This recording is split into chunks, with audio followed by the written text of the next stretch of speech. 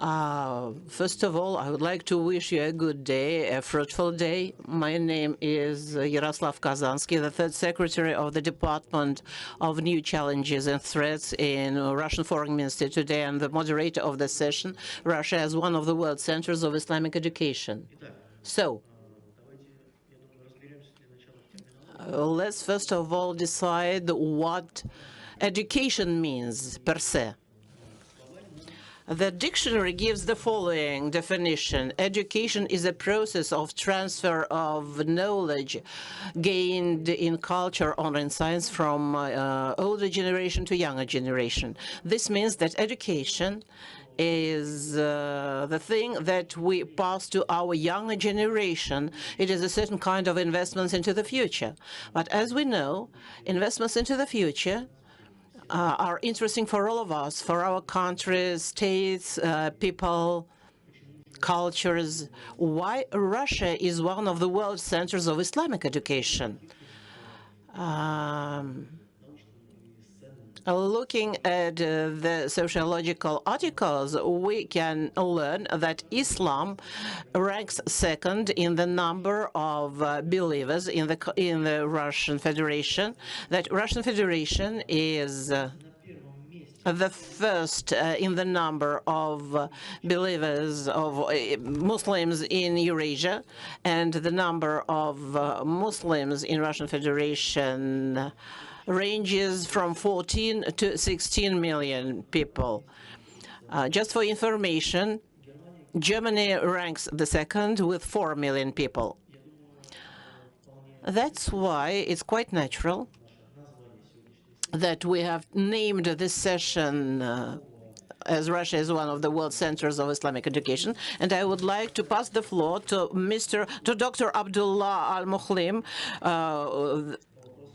representative of ISESCO. Please, the floor is yours.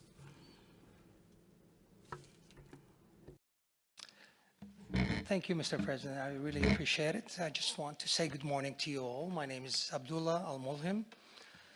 I'm representing ISESCO. It's a great morning, really being within this elite group of yours. I'm truly indebted for the invitation that I've got from Kazan Forum, I should say, and be representing ISESCO for the upcoming 10 to 15 minutes.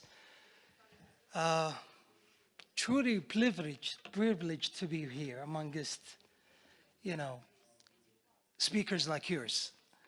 But today I will be really delighted to share with you some of ISESCO's, ideas about youth diplomacy. So first I would start by saying that what is ISESCO? ISESCO stands for the Islamic Countries for Education, Science and Culture Organization. So anything that has to do with education, science and technology and culture in the Islamic world, so ISESCO will be representing that. So allow me again to walk you through a presentation that I hope is not going to be trafficked, but again, allow me to share with you just some of my sort of thoughts about, ISESCOs. So we do have our values as any organization. Of course, there are a strategic map that we're passing, starting from accelerators into, change enablers, of course, supporting programs, and all the way to strategic goals. But let me walk you through on that, above tab, going back again to the first slide, that we do have values. These values revolved around solidarity, of course, innovation, coexistence, and also leadership, not to mention transparency. And I want to really stress on the fact that we are really stressing on the word leadership. And we do believe in our youngsters. Who else? Who can take us to the future but our youngsters? So therefore, ISESCO had really exerted all efforts possible to really concentrate on its youth programs. So again, if you have a look at the vision that we have and also our mission that we have, you would see our youth being in the center or the heart of, or the core business of ISESCO. Again, I would just take you to where are we, what is our geography. So we do have 53 member states. So we are really covering 3 regions that you see, like you can see in the screen over there. Anything that has to do with education, science and technology, human and social, sciences, not to mention culture and other centers too, like AI and, similar disciplines that would help in achieving the vision and mission of ISESCO. We're really there. We have been really so extremely successful and an arm towards the Islamic world in really depositing and transferring knowledge in every way possible from countries to countries of the Islamic world. And what is better than today? Of course, hand in hand with Russia. I'm quite sure there are so many venues that we could really build on, and we could have, MOUs, partnerships, be it twinships, whatever that, again, chances or opportunities will allow us to have, we'll be more than happy to accommodate. Again, there are so many venues, so many opportunities to be partnering in. So let me take you to the most important thing pertaining our youth vision or the youth empowerment programs that we have in diplomacy in general. So youth diplomacy really just refers in general to the involvement of young people into anything that has to do with diplomacy and also diplomatic endeavors. Why the youth? As everybody know, youth have fresh perspectives, better than us, at least at my age anyway. So also technology oriented, I guess. They're more better than us. Even my kids now, they do better than me, especially when it comes to mobile applications and everything. So we need that sort of, angle of youth in youth diplomacy and whatsoever. So again, going back to future, we are really truly believing that they are representing the future and they will be taking our places here in the near future, of course. Not to mention that they have also their innovative ideas. I mean, we cannot really deny the fact that also another sort of flavor or taste that would bring to us. So, and also deep understanding of emerging issues. There are issues that are being emerging. Sometimes, again, youngsters or youth would be better than us at times, I would say, and really estimating how things go. So, allow me to walk you through this. We are really believing in investing in youth. It's not an option, but it is a fundamental duty that ISESCO really has. Okay, so we're really moving toward that, and there is no way coming back. The train is moving, and we're taking the train, and we're boarding the train. So we're also trying as much as we can. We call it fostering tomorrow's leaders. So we do, again, believe and is dedicated on nurturing and enhancing any sort of diplomatic and leadership skills of the youth. How do we do that? We'll walk you through that.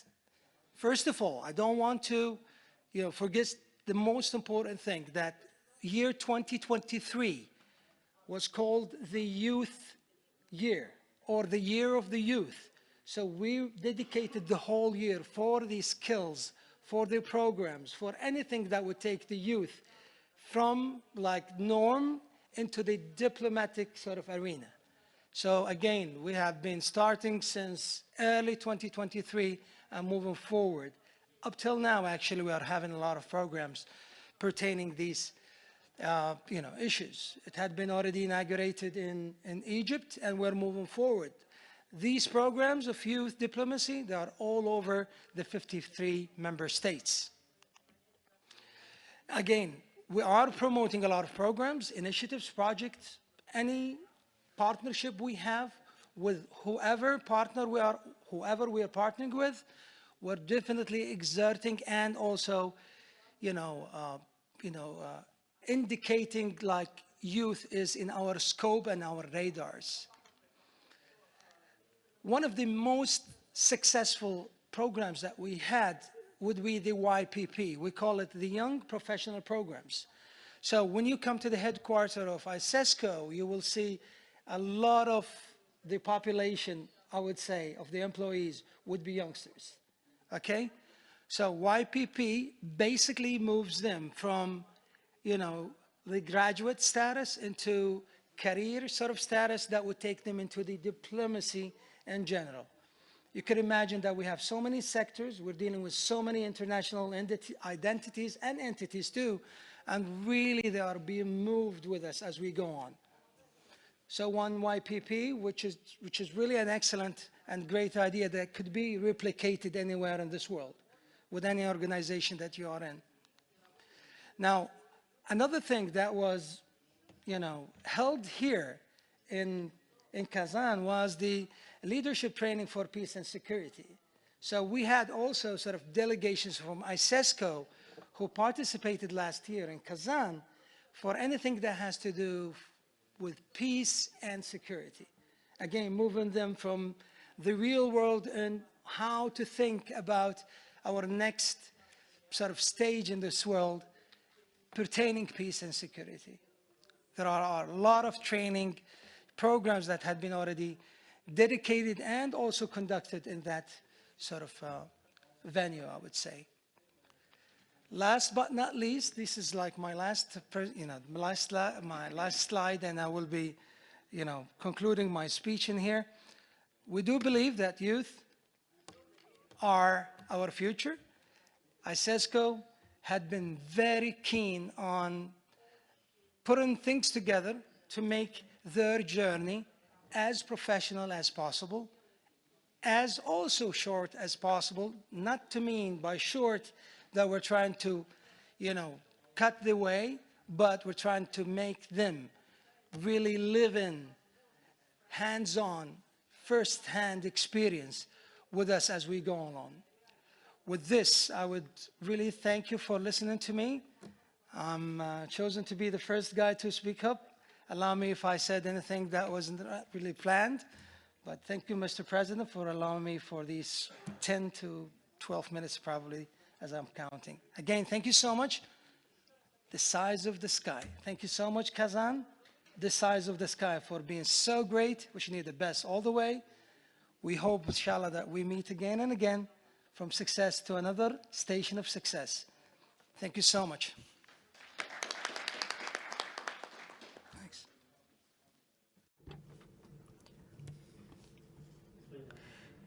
Mr. Al-Mulim, allow me to express my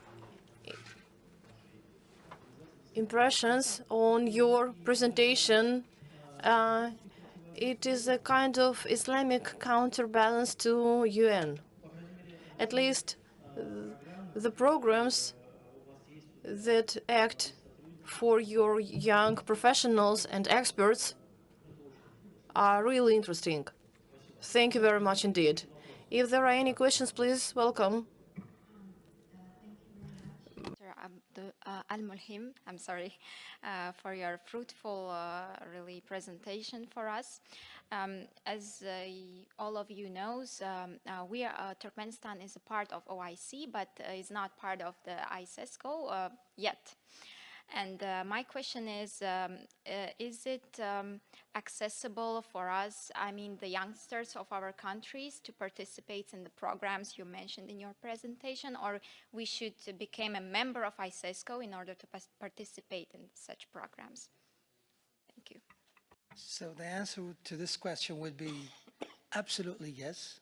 All member states have the right to be having like representatives from the youngsters or from the youth programs into like ISESCO. Now I need to double check with the responsible people for really, liaising or coordinating such, transactions, I would say. And I'll be more than happy to accommodate any needs that comes from our dear beloved Turkmenistan into ISESCO. Again, I do understand that the leadership of ISESCO would really welcome any nation that would really add value. And who but you guys are an added value to every organization there would be. Thank you so much. I hope I answered the question. Thank you. Пожалуйста, еще вопрос. Да. Any other questions?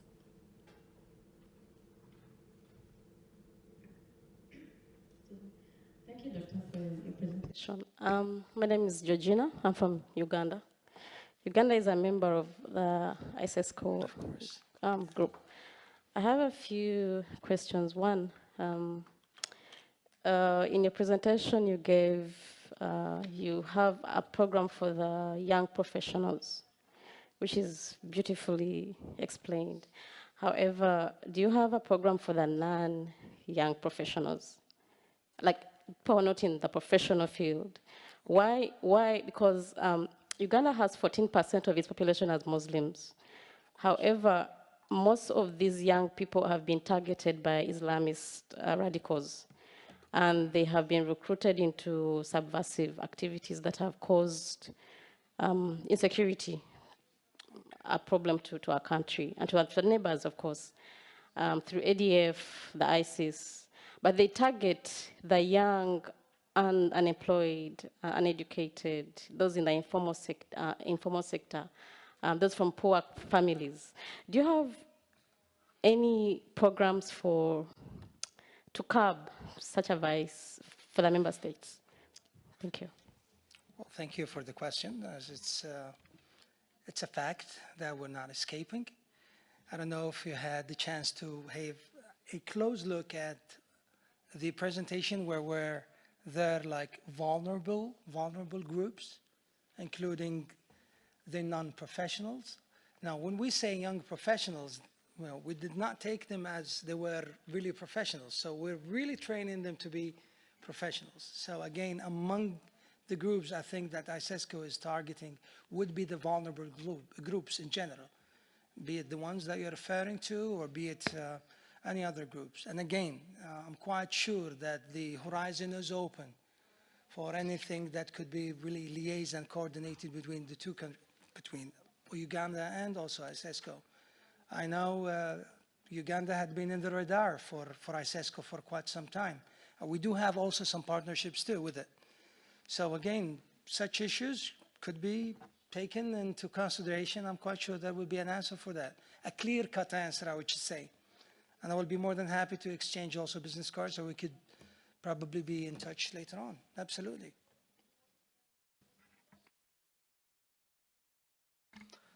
Да, пожалуйста, еще. First of all, Mr. Al-Mahim, I express my gratitude to such a great presentation and comprehensive information. My question is about scholarship program, and I would like to learn some information it requires and the easy to win the scholarship program. Thank you.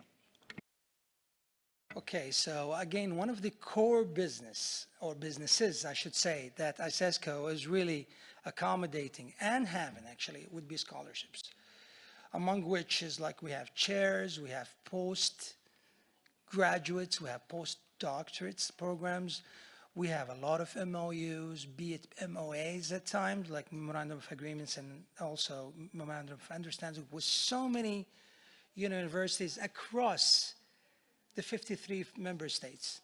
And in fact, we have a center, actually, a center that is in ISESCO, is called FUMI, the universities across the Islamic world. So we do have like relations, mutual relations, partnerships, twinships with different universities from different parts of the world. Again, we are covering 3 areas in this world, be it Africa, be it Asia, be it even all the Middle East, and also all the way to here too.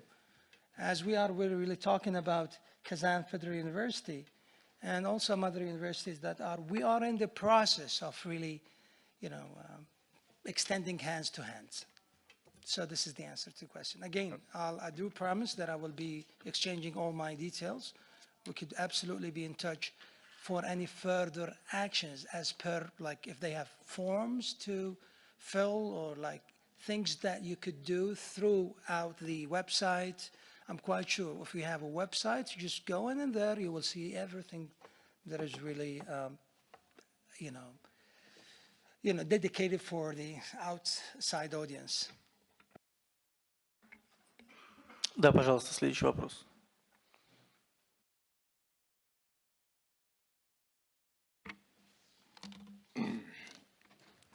السلام عليكم ورحمة الله تعالى وبركاته. دكتور عبد الله، أشكركم على هذا السرد الواضح في هذا الفضاء. يبدو أن حسب ما فهمت من As I understand from your presentation, Dr. Al-Mulim, your words concerning the organization that deals with the issues of culture, education, and upbringing are undoubtedly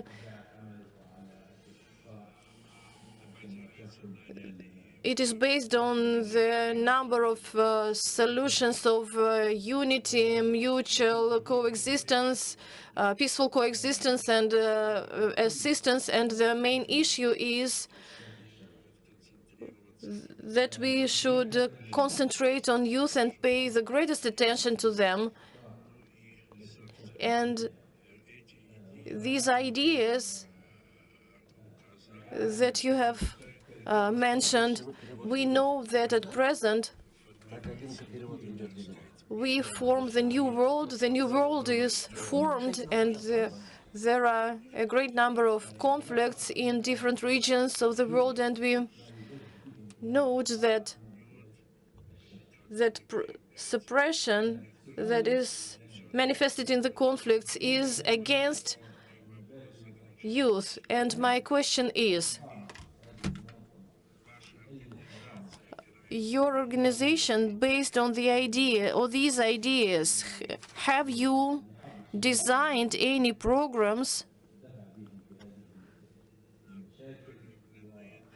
aimed at assisting youth in overcoming the problems that are bred by such conflicts in the countries, in those 53 countries that you were speaking about?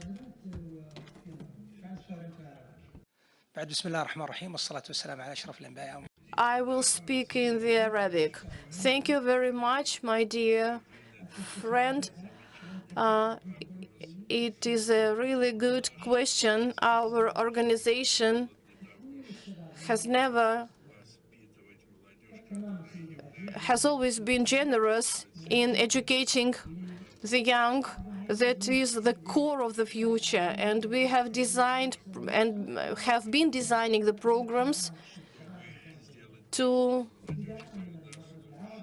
make it possible for the youth to serve their society, their country, the society, from east to west of our Muslim world. We have to note that we devoted the whole year for the youth in UNESCO and SESCO. To this, we have devoted the whole year to these problems and their solutions, and it shows that we've been trying and we wish to educate the youth and to make them real experts. And another important moment is that our organization has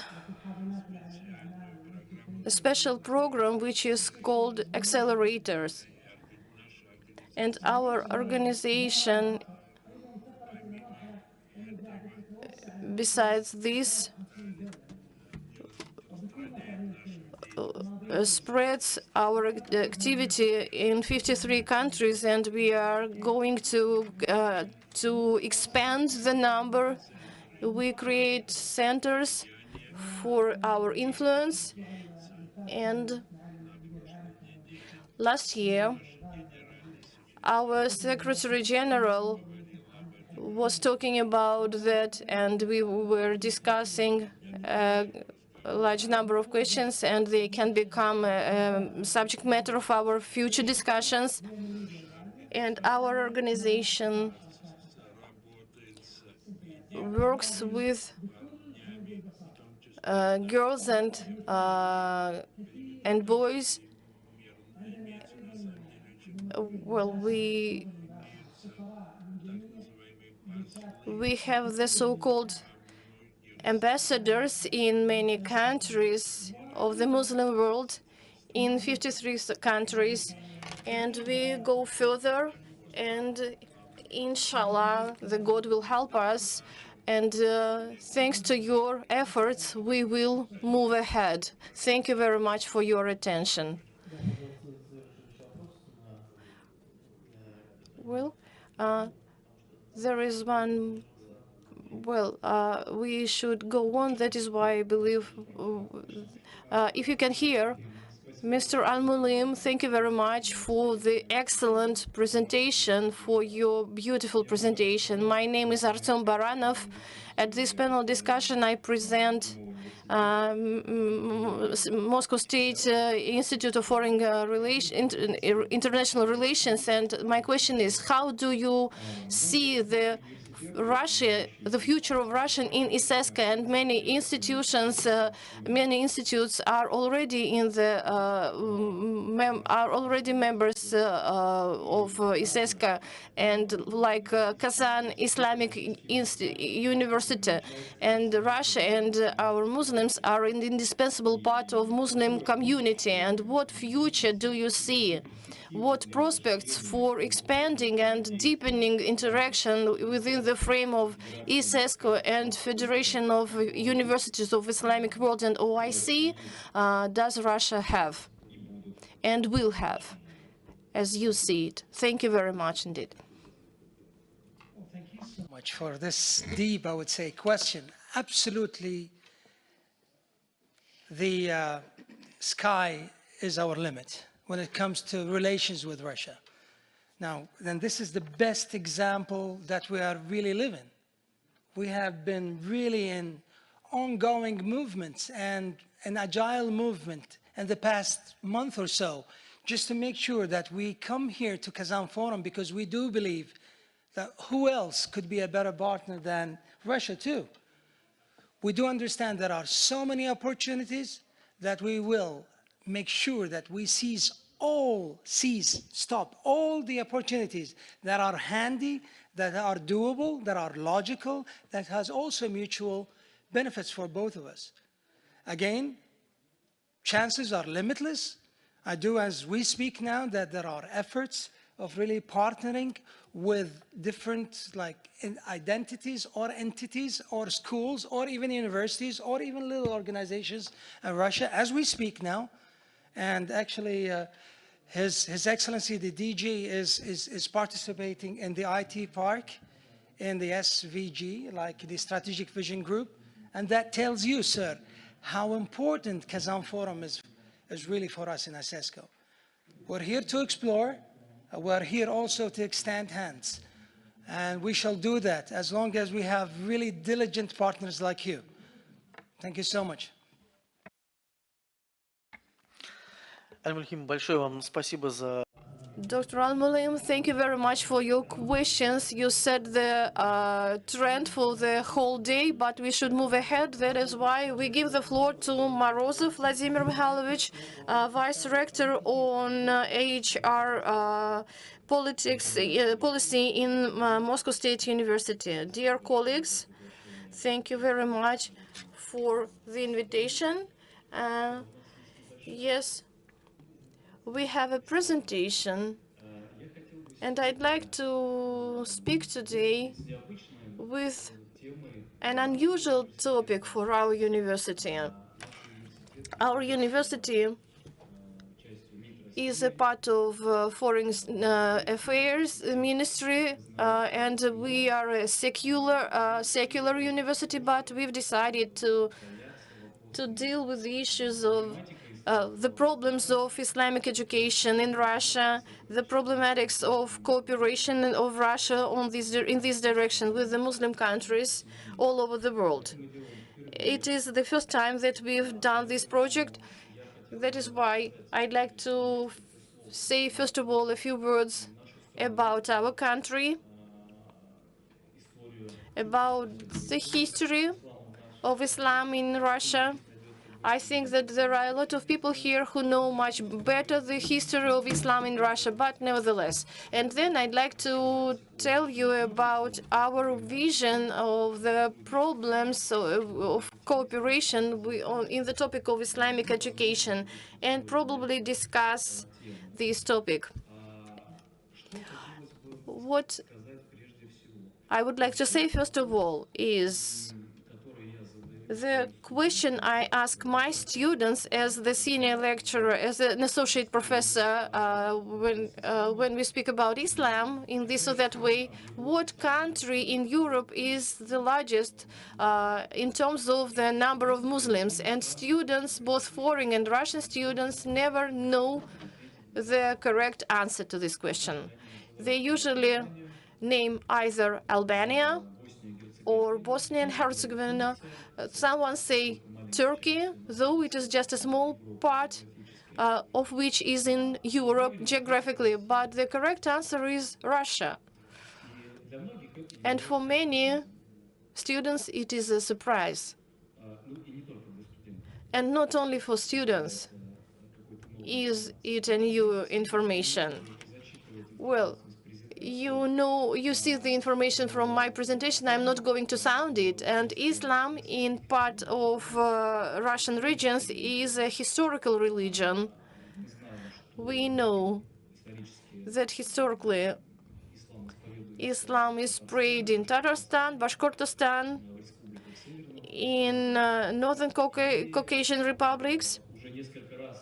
And we've heard several times yesterday and today that only lately we have celebrated the millennium of Islam adoption in Tatarstan only.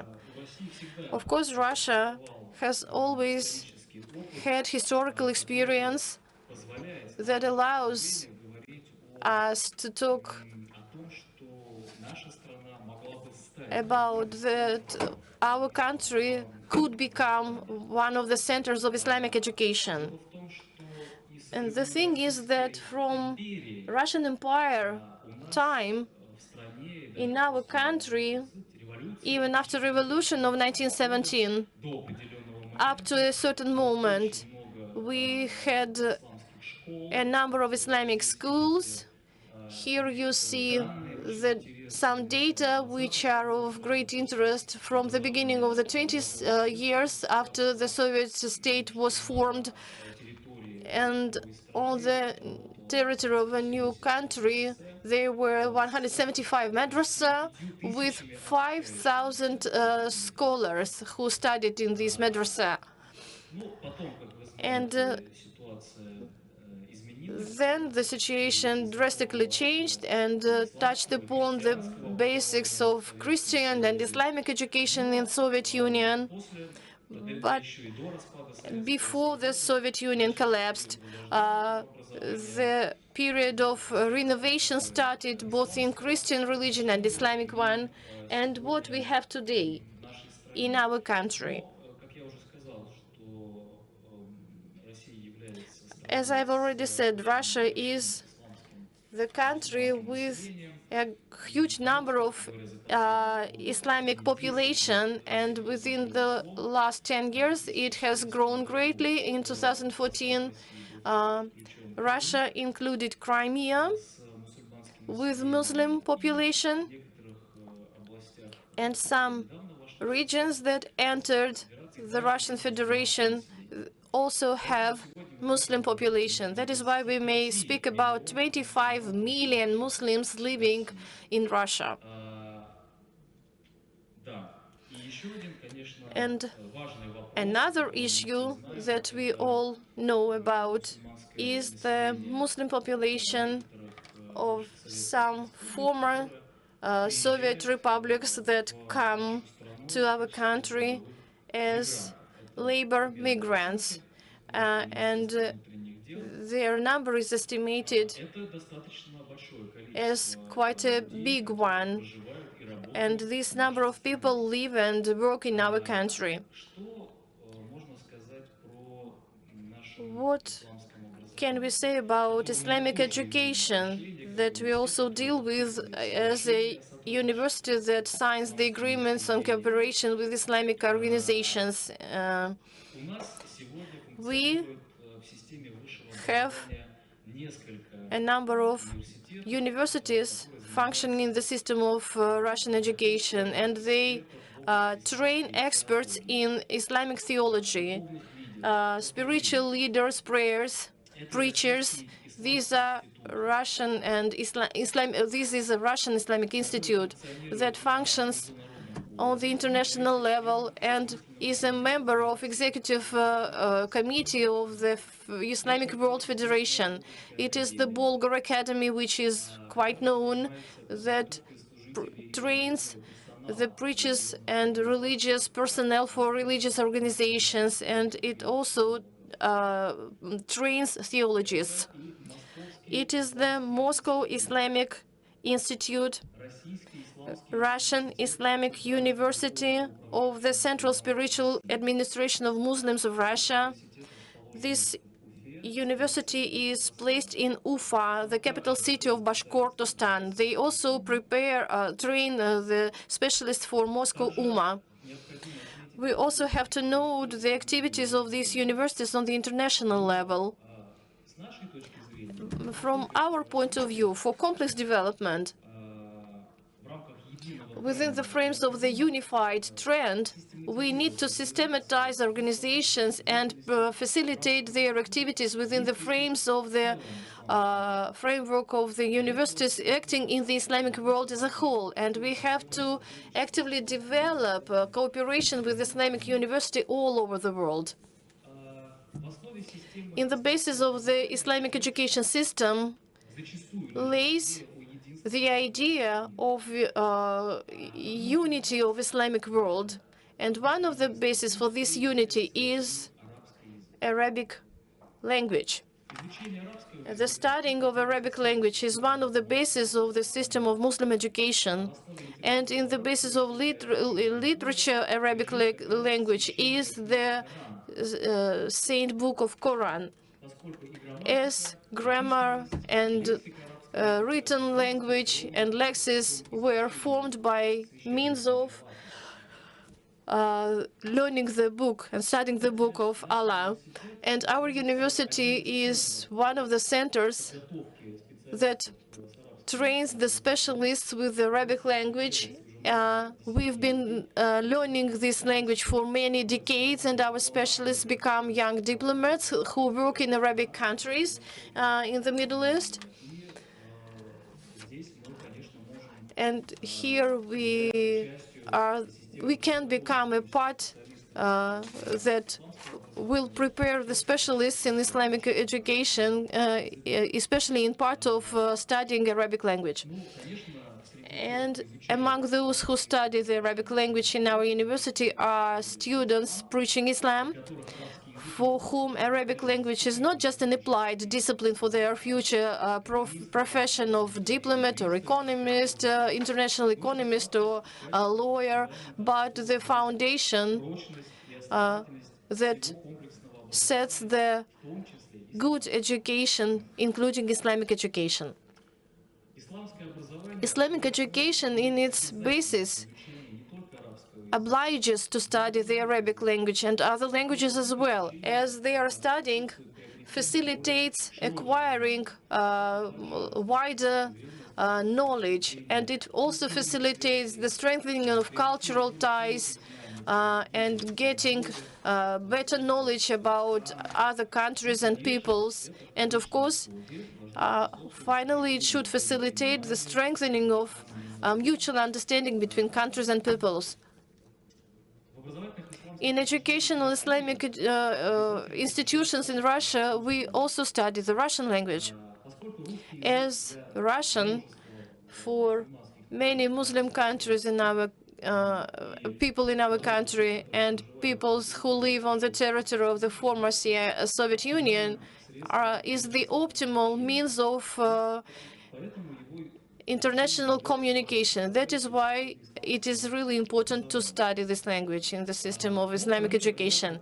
And we understand that there is need to study other languages like Farsi, Turkish language,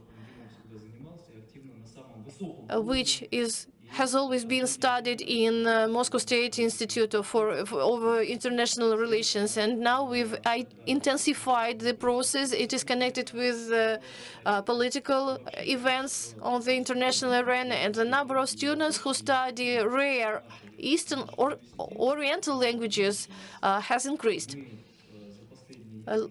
Within the last few years, we have increased the number of groups who study Arabic language and Hindi and Chinese, and we open or reopen the previously closed programs on studying foreign languages. Nevertheless, I'd like to pay attention to the challenges and threats for people in Russia, for population not only in Russia and other different regions, including Middle East, is radical movements.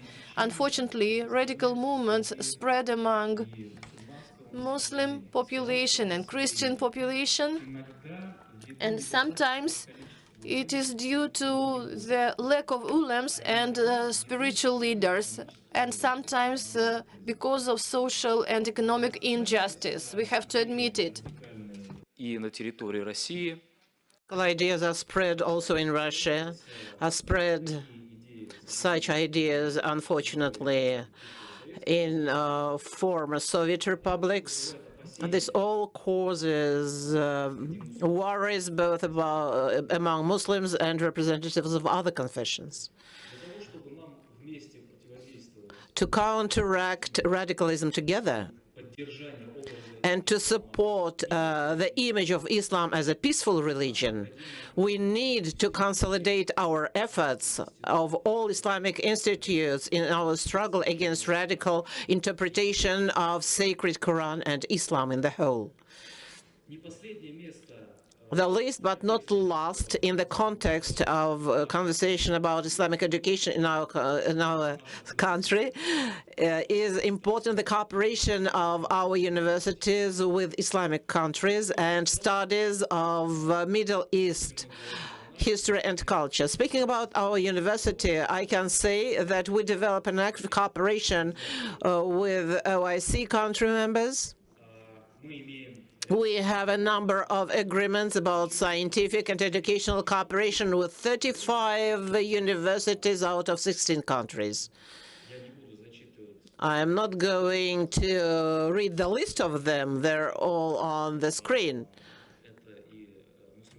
This is the Muslim republics of the former Soviet Union and countries which are represented by our colleagues here at the table.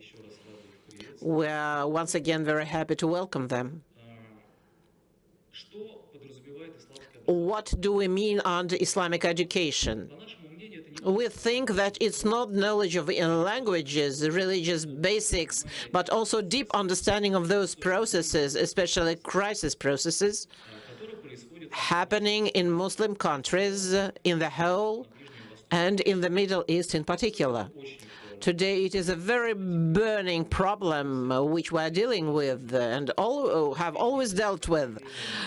Lately, unfortunately, the situation, especially in the Middle East, has acquired a very serious critical shape, and currently we witness those crisis processes which I have just mentioned.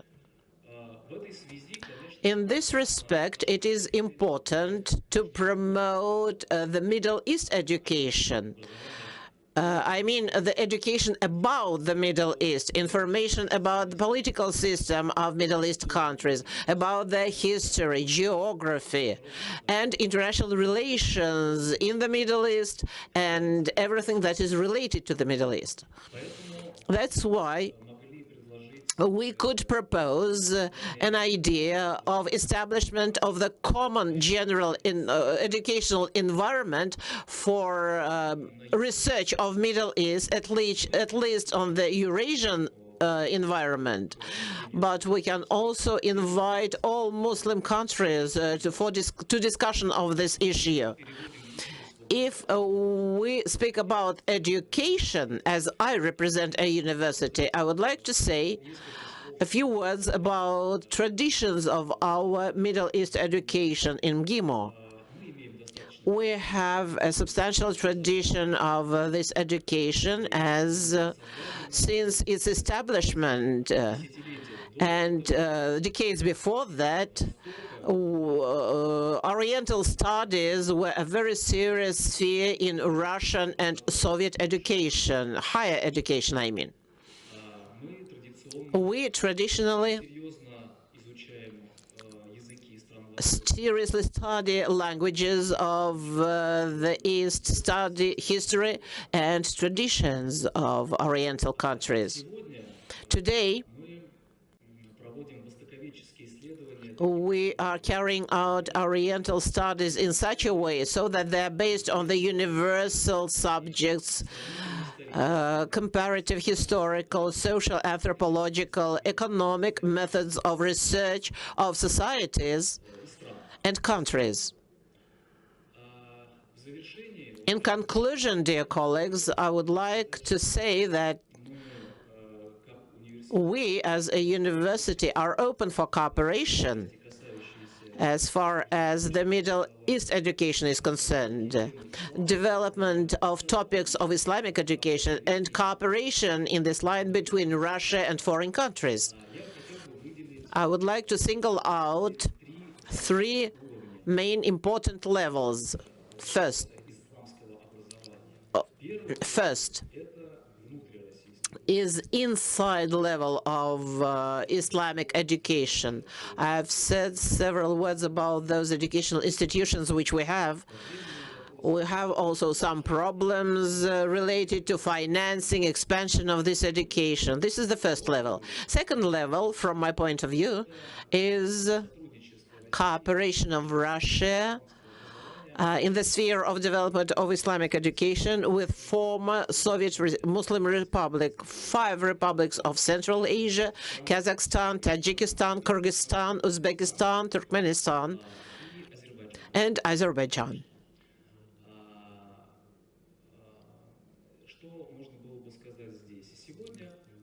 Today, contacts are developing between representatives of Islamic educational centers of Russia and these countries, but we would like to give an initiative of expansion of this cooperation. And the broadest level, of course, is the cooperation of Russia with all countries of the Muslim world for the development of the topic of the Islamic education.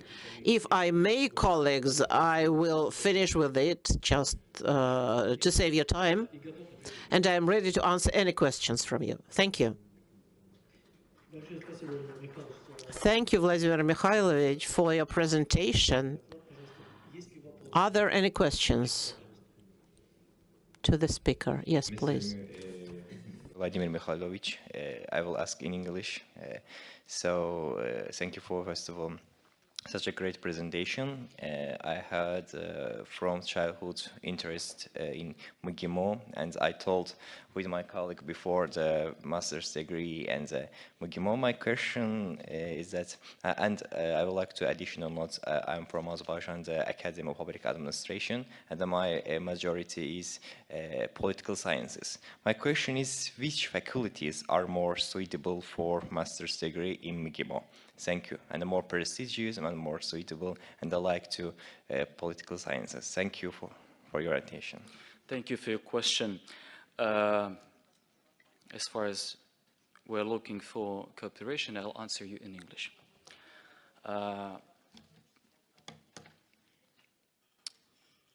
You still can enter MGIMO as a student.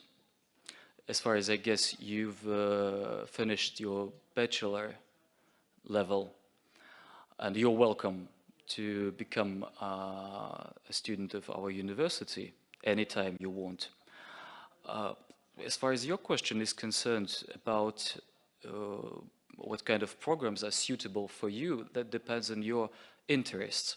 We are not a classical university, we're a humanitarian university with accent on international relations. But we have pure international relations as a separate program, but everything that we have in our university, we have with the word international. International economics, international law, international journalism, and so on and so forth. It depends on your interests. So what is your basic education? Or basic political sciences. Political science, so no problem. You can proceed your education at political science program. Political science program. We have several programs in political science, as well as international relations. They're very close, as you know, these programs. But it doesn't mean that you cannot try yourself in international economics. I'm not sure about international law. Thank you for your answer. Thank you. Спасибо, Владимир Михайлович. Мы двигаемся. Thank you, Vladimir Mikhailovich. We're going further. We have an online connection. Rusni Hassan, Dean of the Institute of Islamic Banking and Finances at the International Islamic University of Malaysia. Please, the floor is yours. Thank you very much. Okay, let me check whether I'm audible for everyone over there. Да, слышно хорошо. Okay. Everything is okay. Thank you. Okay, thank you very much. Okay, first of all, thank you very much for the organizing committee for inviting me to be having a few words on the topic on Islamic finance education. My apologies that I'm not able to be there physically due to some constraint that I face. And I'm happy to share some of my thoughts as regards to the Islamic finance education and the opportunities for Russia. Now, I'm going to start off what we call it with a general overview of what is Islamic finance, basically. For those who are not familiar, but of course, I believe that the audience also are aware of what is Islamic finance. Now, when we talk about Islamic finance, there are certain, what we call it, concepts or principles that are applicable and then must be observed as regards to the Islamic finance. When we talk about Islamic finance, what is Islamic finance? We are talking about Islamic bankings, commercial dealings, financial transactions, and whatnot that are to be done and to be held according to the principles that have been highlighted by the Sharia, by the principles of Sharia. The key, what we call it, features of Islamic finance is that there's a lot of focus as regards to these property rights, recognition on the property rights, the social justice, economic justice, wealth distribution, and there's a lot of focus as well on governance and Sharia governance. Now, when we talk about Islamic finance, the closest concept that I can, what we call it, share is ethical finance. For those who are not familiar with this Islamic finance, but I believe that you may be familiar with ethical finance. Now, there's a close relationship between Islamic finance and ethical finance where we share a lot of good features such as economic justice, social, economic, and political aspect of which we are not only focusing on certain individuals and group of people, but we are talking about delivering good economic justice to not only individual but also people generally.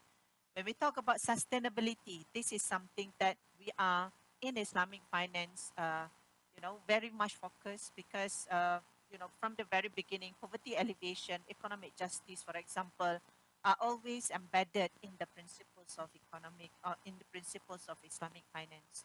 Now, there are many terms that have been used by what we call it people when referring to Islamic finance. Ethical finance is one of it. Others have referred it as halal finance, and then many others. But I'm using the what we call it, the terminology Islamic finance as it is. Yeah. Now, let's move on to the next level, to the next, what we call it, slides. Again, talking about the global finance or the global Islamic finance outlook.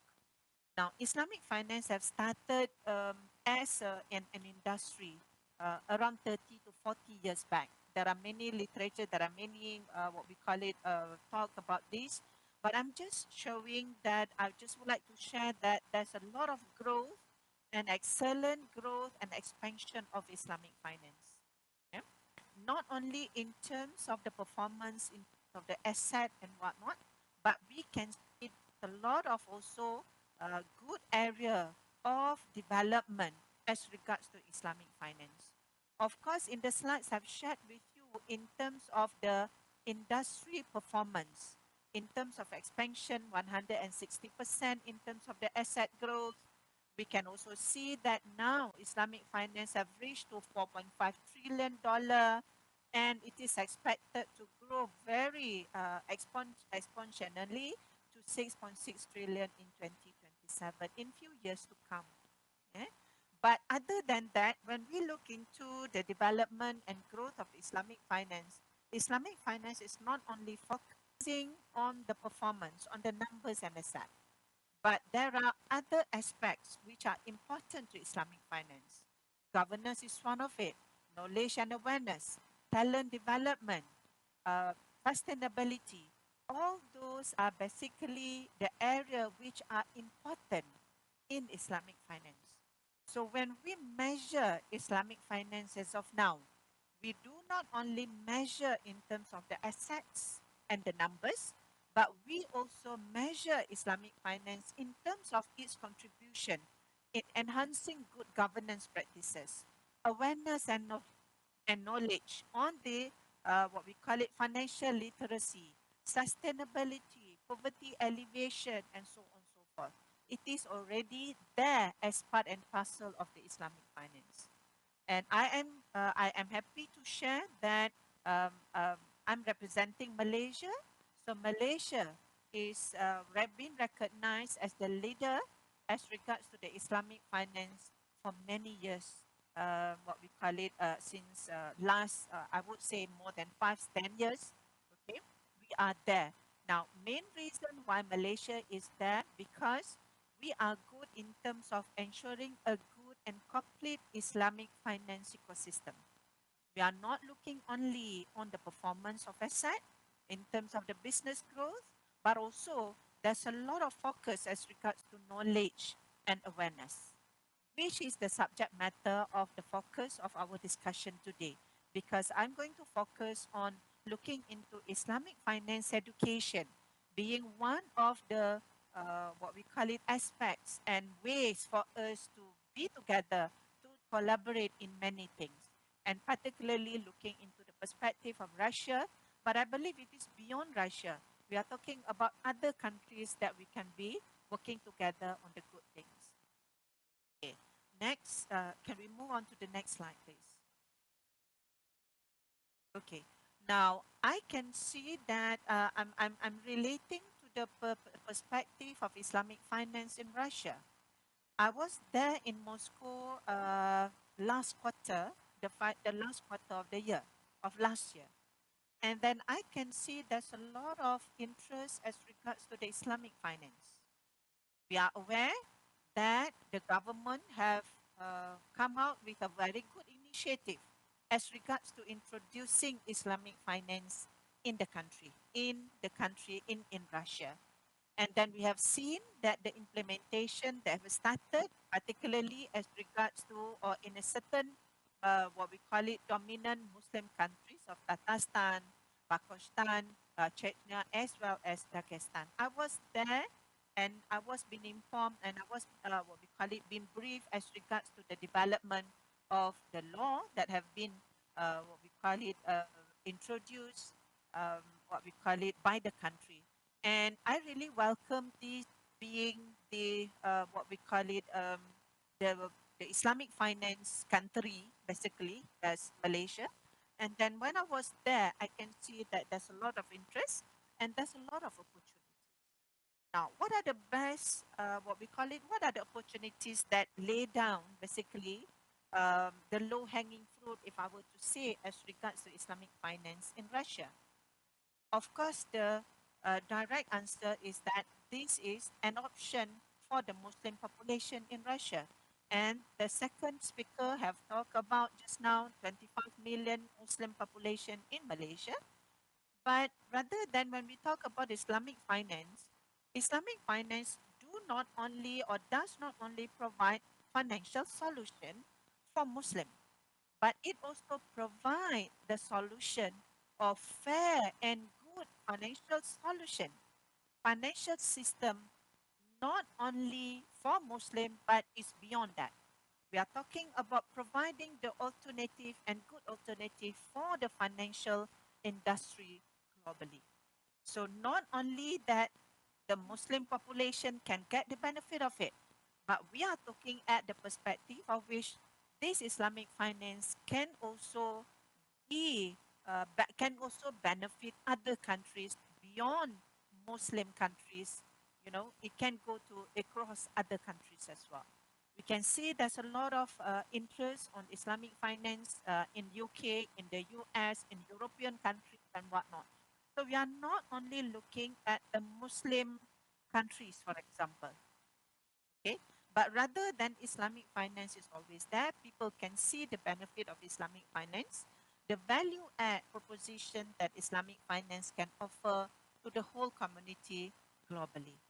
So we are now putting up the perspective that for example, the perspective of being a Malaysian leading in Islamic banking and finance, we can see that there's a lot of areas that we can work together, we can collaborate in terms of opening up this opportunity.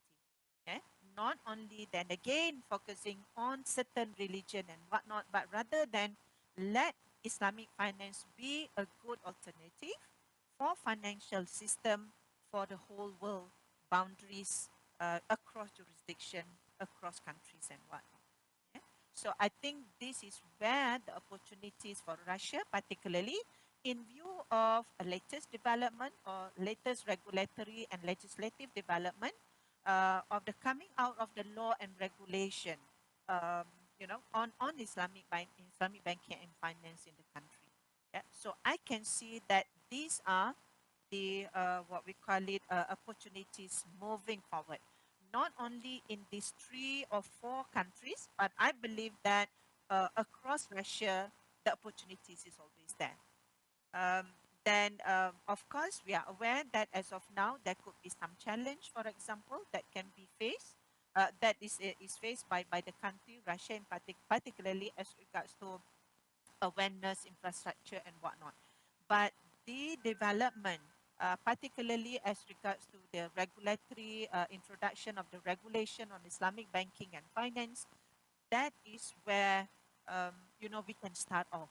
And then moving forward, definitely there will be a lot of opportunities moving forward. Can I move on to the next slide? Okay, now let's move on to Islamic finance education, the topic that I would like to focus today. Now, the first part is that I'm giving the overview on the Islamic finance as the industry and the opportunities for the countries, particularly Russia context, since we are addressing Russia and Kazan Forum.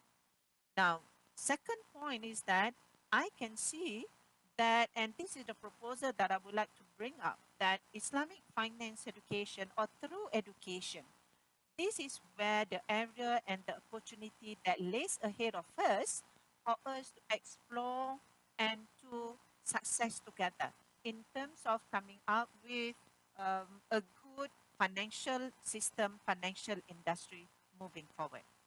Now, we can see that, as I did mention earlier, when Islamic finance developed, we are not only focusing on one aspect, that is financial performance, which is important. But other than that, there's a lot of focus also been done by all stakeholders, countries, and jurisdictions as regards to developing the talent on Islamic banking and finance. And this is where the role of education and educators is very important. So we can see that as of now, when we evaluate the performance of Islamic finance countries and whatnot, we are not looking into the numbers and assets only, but rather than also we do measure and assess how good the countries are in terms of providing talent development, knowledge and awareness. Because these two important aspects is very fundamental to ensure the growth and sustainability of the financial system and Islamic financial system. We can see that here is some of the report in 2023 by ICDT, what we call it, ICD Refinitiv Islamic Finance Report as regards to awareness and knowledge. What are the activities that have been conducted within the industry, basically, to ensure that a continuous knowledge and awareness on a subject matter is broadened and expanded, and the horizon is what we call it, expanded to everyone. And this is to ensure that the industry will be growing, the talent is developed accordingly. Now, we can see that 30 years maybe, okay, that we are in the industry. We cannot compare with the conventional because the conventional financial system have established very long time, much long time than Islamic finance. But we can see that there's a lot of interest as regards to the development, awareness and whatnot. There's a very, what we call it, active contribution in terms of organization of the Islamic finance events. And I believe this Kazan Forum is one of the events of which the same objective can be achieved or is achieved as well. So there's a lot of research, for example, that have been conducted. And then we can see that the number of Islamic finance education provider are increasing. So not only the number of Islamic banks and Islamic financial institutions are growing, but at the same time, Islamic finance education providers also are growing in numbers. There's a lot of interest, and then we've always believed that talent must develop in this industry. Can we move on to the next slide? Okay. Now, I'm sharing a bit of the overview or the landscape of Islamic finance education in Malaysia. Now, I did mention that Malaysia is good in terms of the full ecosystem of Islamic finance. We may not rank number one as regards to asset because we can't compare with UAE, for example. But in terms of the full ecosystem of Islamic finance, we are there in Malaysia. Now, in Islamic finance education, we rank number 3 as regards to the Islamic finance qualification. UAE, UK, Malaysia rank number 1. So we are proud of that position, taking into consideration that almost all private as well as public universities in Malaysia do offer Islamic banking and finance related programs, either at the diploma level, okay, at the bachelor level, at master's as well as at the PhD levels. So we are known, we are committed in terms of developing the talent to ensure that the talent in Islamic finance is there. So there's a lot of interest as regards to the Islamic finance education. Not only that the students on Islamic finance come from Malaysia, but interestingly, we have big number of international students come over to Malaysia to study Islamic banking and finance. I am the Dean for IUM, International Islamic University Malaysia, Institute of Islamic Banking and Finance, where we do offer programs, Masters, PhD in Islamic Banking and Finance. And our students happen to be 40% of our students are international. 60% are local students and 30% are international students. They come to study with us because of our capability and in-depth knowledge on the subject matter, not only in the products development, banking, institutions and whatnot, but also in terms of research, product development, research and innovation.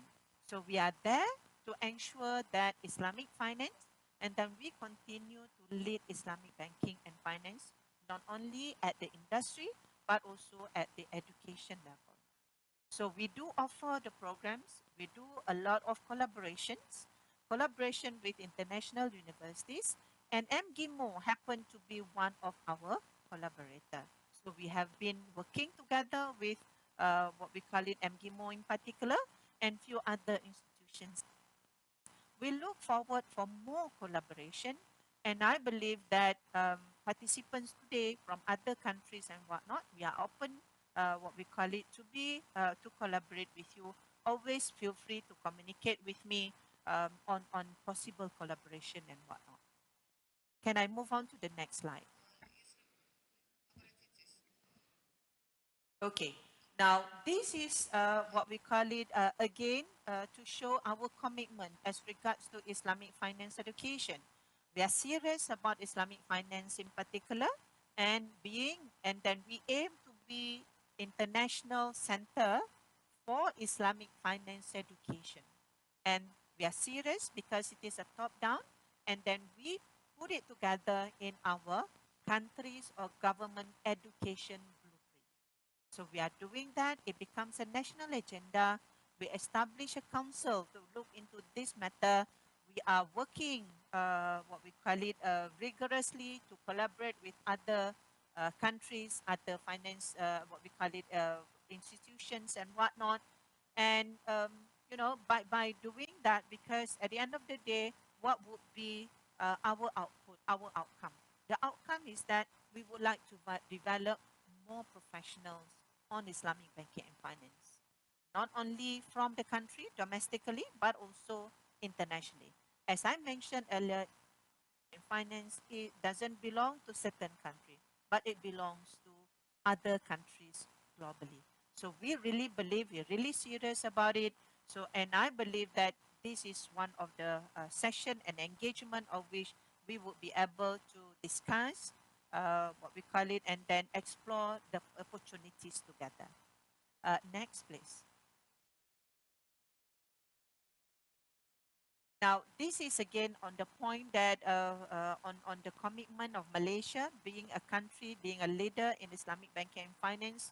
We are here, universities, research institutes. We are working together as part of the ecosystem to ensure that we develop talent, we develop professionals, and then we are always ever willing to collaborate with other countries, other jurisdictions and institutions for that particular purpose.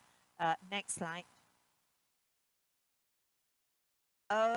Yes, I think this is my last slide before my conclusion. I can see that there are some challenge, as I did mention, particularly Islamic finance education in Russia, in terms of awareness. When I was there, as mentioned, end of the last year, people are talking, there's a lot of interest about Islamic banking, but I can see the need of understanding, better understanding, on the Islamic banking and finance. And I believe that doing together collaboration and whatnot, we will be able to resolve this particular issue. There's a lot of interest, there's a lot of opportunities, and let's do this together.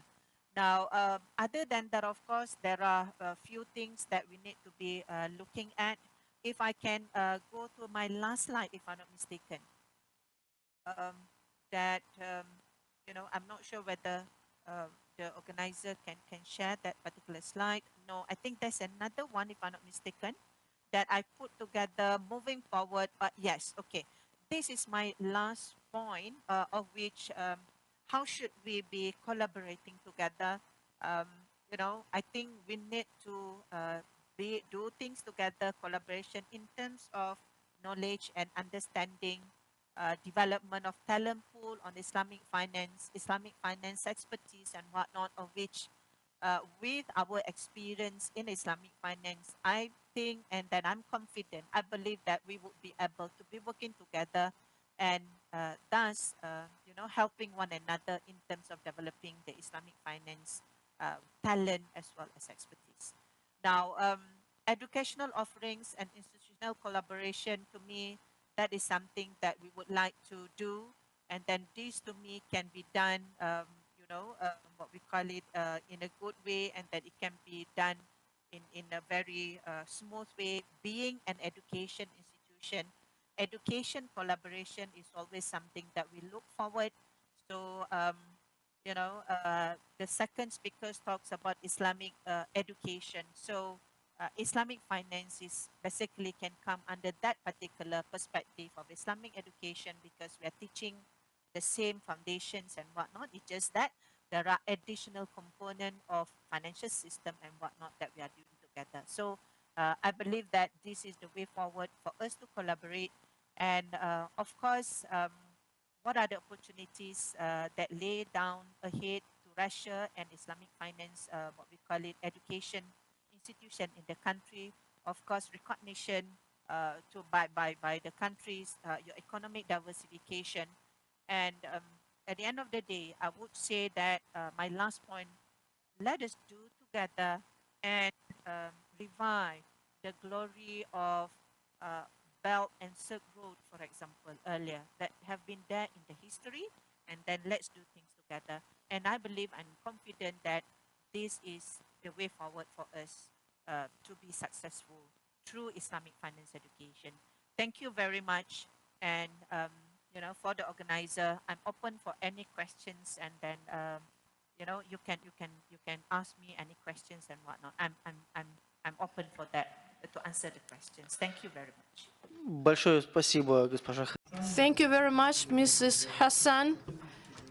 Unfortunately, due to technical issues, we won't be able to ask you the questions. Thank you very much for your presentation, and we give the floor to Cengiz Tomar, the head of the Department of Research and Publications of Research Center for Islamic History, Art and Culture. Thank you very much.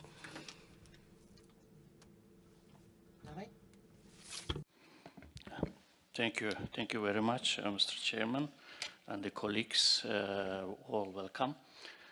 Good morning. In the end, maybe this is the difficult task for me, but anyway, I try to give a summary in 10 or 15 minutes due to time constraints, and I will speak about public diplomacy and two successful cases. One in Turkey as educational and university higher education area. Second one is IRSICA. IRSICA is OIC subsidiary, Center for Islamic History, Art and Culture, and like you can say like UNESCO in Islamic world. And I will give two successful cases in the last 20 years. Then I will speak about what we have done, not what we will do. This is very important. This is the summary: public diplomacy, international students in Turkey, data, Research Center for Islamic History, Arts and Culture, as IRSICA, and what we are doing with Russia, cooperation partnership with Russia that we are doing more than 30 years. As you know, that public diplomacy is diplomacy from below, diplomacy people to people, not to state, not to government to government. You know that political issues sometimes windy, sometimes good, sometimes bad, but diplomacy from below, diplomacy people to people, I think is the much better way to make our world is better and peaceful, I think. That's why, and we can say before in two sections of that is Cold War era. We started it with the United States and USSR, and then public diplomacy competition. Maybe we remember, but youth people, they don't remember a lot.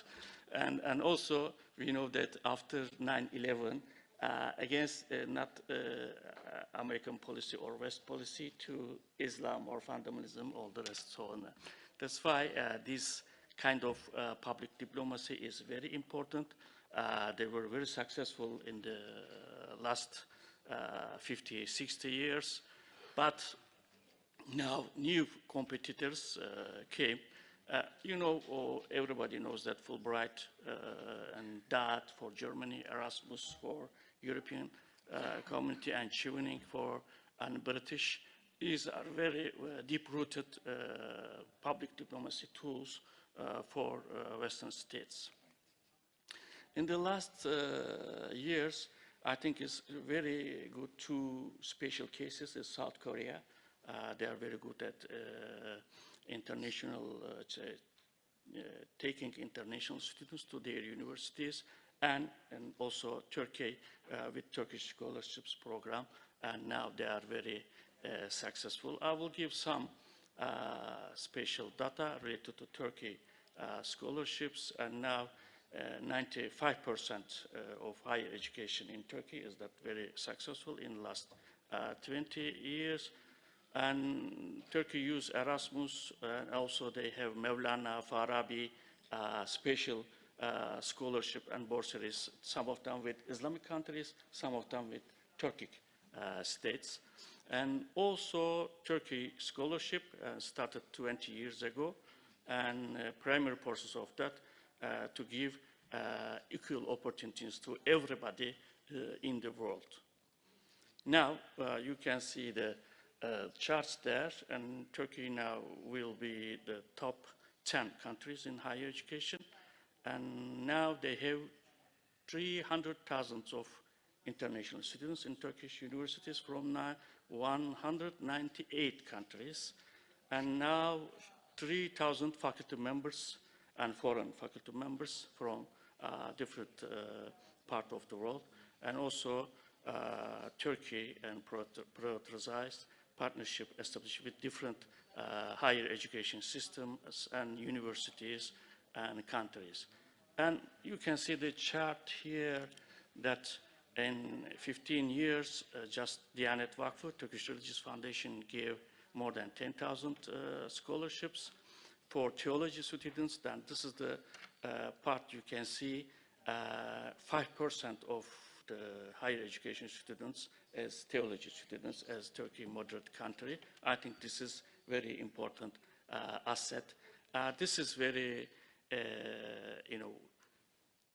surprising maybe for most of us, because Turkey started in 2001 with 20,000 foreign students, now reached 2024 to 300,000 international students from 198 countries. I think is huge.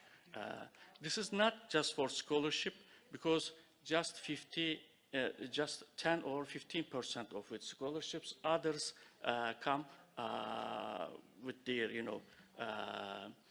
fees and other things, because state universities are very cheap in Turkey, and also foundation universities, private universities are very competitive, and also, soap operas and tourism and democracy. These kind of things affect higher education and internationalization of the Turkic university system. You can see that Erasmus mobility, more than 25,000 every year. Now, another successful public diplomacy center that I work for, Research Center for Islamic History, Arts and Culture. This is founded in 1980 in Istanbul, based in Istanbul. Our area is Islamic arts, history, and culture. You can say science, archaeology, architecture, fine arts, traditions, handicrafts. We would like to show the Jamalullah, the beautiness of Islam, not to other things that everybody speaks about, is fundamentalism and terrorism.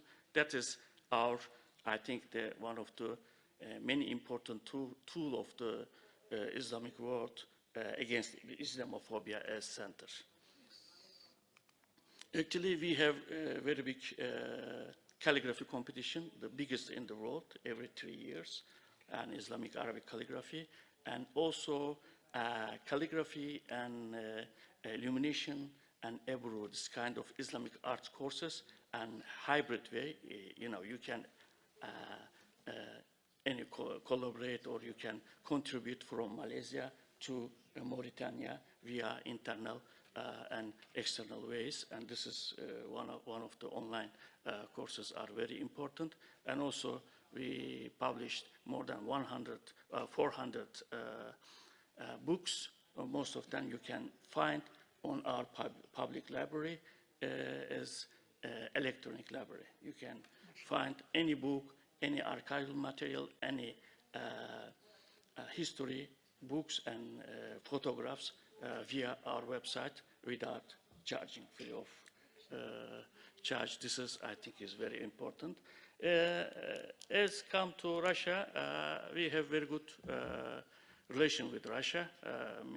From 2005, a group of Strategic Vision Russia and Islamic World, and Mintamer Shamiev, His Excellency, visited us in 2007, and also Rustam Minikhanov, His Excellency, President, also came to Irsika 2019, and we have a lot of common projects in Holy Quran marking the millennium of Kazan city. Between it was collaborated, Irsika and Kazan municipality, and also what we have done for Islamic world or Islam and Russia, meetings of group of Strategic Vision and Kazan Summit 2017, Kazan Global Youth Summit Convent in 2022, second Kazan Global Youth Summit 2023, and most recently 15th Russia and Islamic World Kazan Forum nowadays. And also we have a lot of cultural actions with Russia and Islamic World, Ayatmatov readings for dialogue of cultures dedicated to the theme cultural interactions and the heritage of Genghis Ayatmatov, held in Istanbul 2018. Now we have a lot of symposium series with Russia and Irsika, and started from 2001 to 2005, 2012, and 2008 and 2010, sometimes in Kazan, sometimes and in Ufa, and all the proceedings have been published. I hope this year, in the end of year, we will have a symposium again in Kazan in the end of year, Islamic civilization in Volga-Ural region, I hope, inshallah. And we have cooperation, Tatarstan Academy of Science, Kazan State University, Bulgar Islamic Academy, Bashkir Academy of Science, Ufa Science Center of Russian Academy of Sciences, Bashkir State University, and State Foundation of Culture and Arts of Bashkiria. These are all our collaborators and colleagues in the Russia and Islamic world. And these are some of our books published in English and sometimes in other languages, regional languages, in Kazakh, in Tatar, also in English, about Tatarstan and history, Islamic civilization in Volga-Ural region.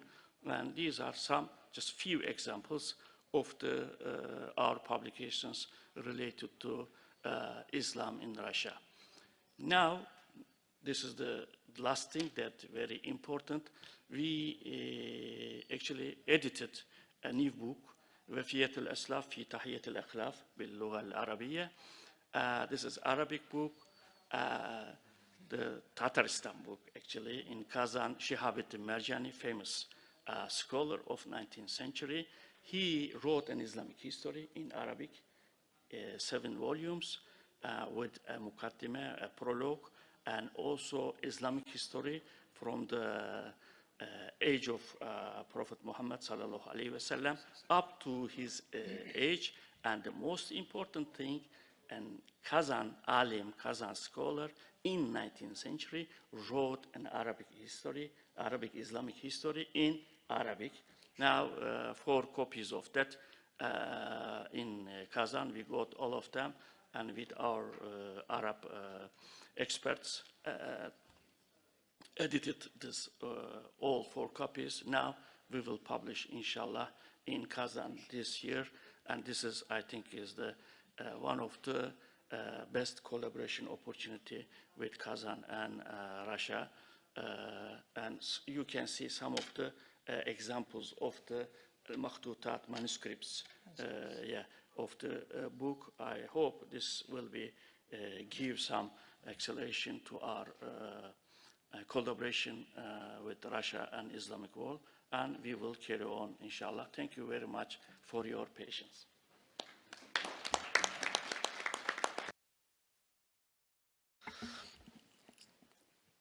Спасибо, господин Thank you very much, Mr. Tomar.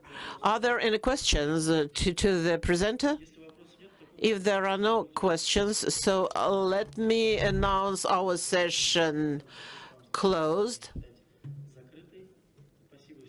Thank you very much, all presenters. Thank you very much, all participants, for the questions. I would like to say that we start the plenary session at 14, and now we have a lunch break, and you can have the possibility to visit